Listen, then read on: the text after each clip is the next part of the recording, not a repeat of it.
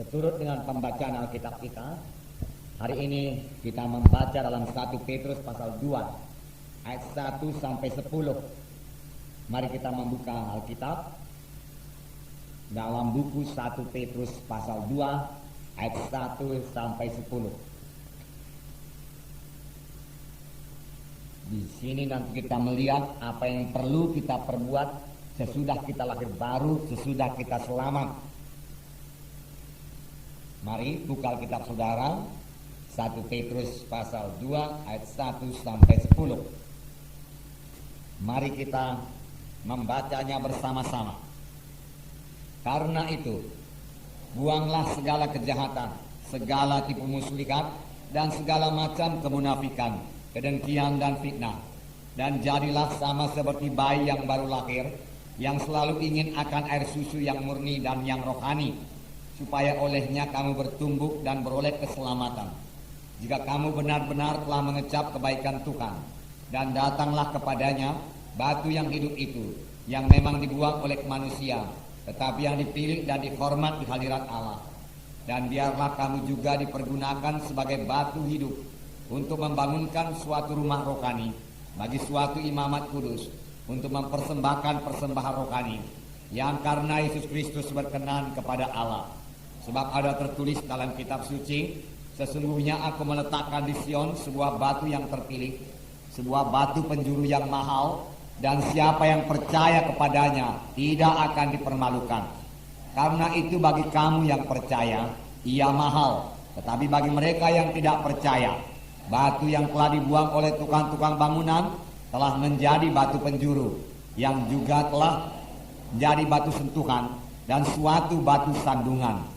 Mereka tersandung padanya karena mereka tidak taat kepada firman Allah, dan untuk itu mereka juga telah disediakan. Tetapi kamulah bangsa yang terpilih, imamat yang rajani, bangsa yang kudus, umat kepunyaan Allah sendiri, supaya kamu memberitakan perbuatan-perbuatan yang besar dari Dia, yang telah memanggil kamu keluar dari kegelapan kepada terangnya yang ajaib. Kamu yang dahulu bukan umat Allah, tetapi yang sekarang telah menjadi umatnya, yang dahulu tidak dikasihani, tetapi yang sekarang telah beroleh belas kasihan. Nah, saudara, firman Tuhan ini dimulai dengan perkataan karena itu. Karena itu, buanglah segala kejahatan, segala tipu muslihat, dan segala macam kemunafikan, kedengkian, dan fitnah. Saudaraku, kita yang membuang, bukan Tuhan yang membuang. Tuhan sudah lama membuangnya dari kita. Tetapi kerap kali saudaraku kita kutip dan kita tahan-tahan lagi dalam hidup kita ini. Nah, firman Tuhan berkata, karena itu. Karena apa ini, saudara? Kita membuang ini semua. Buang, dia katakan segala kejahatan. Dipakai perkataan segala, artinya semua macam kejahatan. Buang, jangan disimpan-simpan lagi. Segala tipu muslihat. Jadi tidak ada tipu muslihat dalam hidup anak-anak Tuhan. Segala macam kemunafikan, ya, dibuang semua. Kedengkian dan fitnah. Mengapa? Saudaraku, lembaran kita saya bacakan kepada saudara. Karena itu buanglah segala kejahatan, segala tipu muslihat, dan segala macam kemunafikan, kedengkian dan fitnah. Mengapa kita harus membuang segala hal-hal yang tersebut di atas? Pertama, karena kita telah ditebus dengan harga yang mahal, supaya kita menjadi anak-anak Allah. Dalam buku sebelumnya, yaitu 1 Petrus 1 ayat 18 dan 19, saya bacakan kepada saudara. Sebab kamu tahu bahwa kamu telah ditebus dari cara hidupmu yang sia-sia, yang kamu warisi dari nenek moyangmu itu, bukan dengan barang yang fana, bukan pula dengan perak atau emas, melainkan dengan darah yang mahal, yaitu darah Kristus, yang sama seperti darah anak domba yang tak bernoda dan tak bercacat. Jadi saudara sudah ditebus, saya sudah ditebus, amin saudara.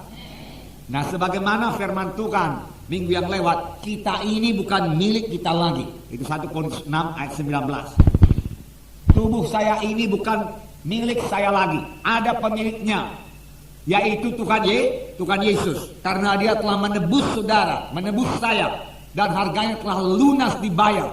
Oleh sebab itu, muliakan Tuhan dengan tubuhmu, firman Tuhan berkata. Nah, hari Minggu yang lewat itu juga kita katakan bahwasanya kita harus menang terhadap semua cobaan-cobaan setan yang datang melalui kehendak daging kita atau kehendak tubuh kita, supaya nama Tuhan dipermuliakan dari tubuh kita. Karena tubuh kita ini bukan milik kita, jadi bukan suka hati kita saja lagi tubuh kita ini, sudah ditebus Tuhan. Bahkan seluruh hidup kita telah ditebus Tuhan. Dengan apa ditebus Tuhan? Bukan dengan emas dan perak, tetapi dengan darah yang mahal, darah anak domba yang tak bercacat, yaitu darah Yesus, darah Kristus, darah mahal itu dicurahkan kepada saudara. Karena itu, karena saudara sudah ditebus dan saudara sudah selamat, saudara bukan milik saudara lagi. Karena itu buanglah segala kejahatan, buanglah segala kemunafikan, tipu daya, kedengkian, fitnah, buang semua daripadamu. Dia katakan, karena hal-hal tersebut di atas itu tidak patut di dalam hidup anak-anak Tuhan. Itu bukan bahagian hidup anak-anak Tuhan.